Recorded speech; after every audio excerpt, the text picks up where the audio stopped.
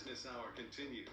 A new study shows that in most states, more than half of parents are financially supporting their adult kids, covering things like phone plans, health insurance, streaming services, and more. When and how do you cut the financial cord? We're joined by Dan Rahill, wealth strategist, Wintrust Wealth Management in Chicago. Dan, thank you for joining us today. There are different forms of financial aid that parents provide for their children, and we mentioned some of the introduction, but what are some of the common examples that you have come across? Sure, Rob, and I want to say that not all assistants or having an adult child move back in with you is a bad thing. There may be a medical issue. They may be graduating from school and having a tough time getting a job, and that's fine on a temporary basis. But once it drags on and on, it creates quite a problem and a drag on the parents, especially those that are approaching retirement and need to save for retirement. So I have a few ideas on that if you'd like to share. Oh, absolutely. Sure. What I recently did is a loan at a very low value.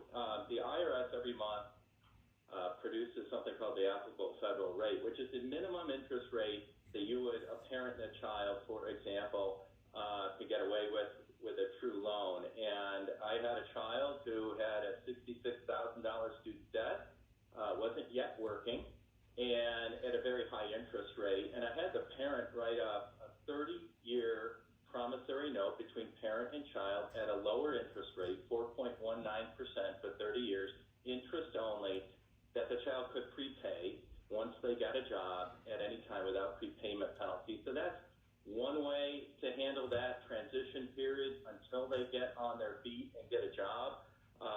You could do it has to be true debt, and at the end of the year, when that debt becomes, that interest payment becomes due on 12/31, the parent could forgive that interest payment, but they have to make sure it's documented that they're forgiving it, because a parent can give a gift of up to $17,000 per year per child.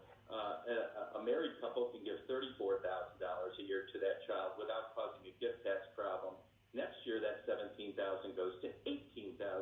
So that's one solution that I found, a true promissory note between parent and child. Now, when we talk about parents supporting their adult children, everybody has a different kind of image in their mind of what that adult child looks like. You talk about a situation involving a recent college graduate. Is the median person that is still being financially supported by their parents in some form or fashion, are they in their early 20s, or does this continue out until somebody is in their 40s? This continues out. This continues out past the age of 30 to the age past 40. To be a dependent under the IRS rules, you have to be age 24 or under and a full-time student, and a parent provides over half their living expenses. That's a dependent. We're not talking about dependents. We're talking about people that go beyond that. Another solution that I've seen and watched happen is a parent, in order to nudge that child out of the house in their late 20s, went and got a very cheap apartment, and in the beginning was paying for that apartment. So I would call that transition period, until the child realized they were on their own, they had to pay for their own food, and the parent weaned that child off of that monthly stipend of $1,000 to $2,000 a month. And eventually, once the child got that job and moved out and had their own apartment, they were on their own. And that's how they handled that transition period of moving out of the house, or pushing, if you will, in a gentle push, that child to move on with their lives. So, Dan, before you became a financial planner, did you think that you would also have to have family counseling skills in your portfolio? And within my own family, Rob, I still need to kick 2 of my 4 children off that cell phone bill, and I haven't gotten around to it yet. That's another $40 a month that will go into my retirement kitty. So this is reminding me to get myself my own house in order. Dan Rahill, wealth strategist, Wintrust Wealth Management in Chicago. Thank you for joining us today.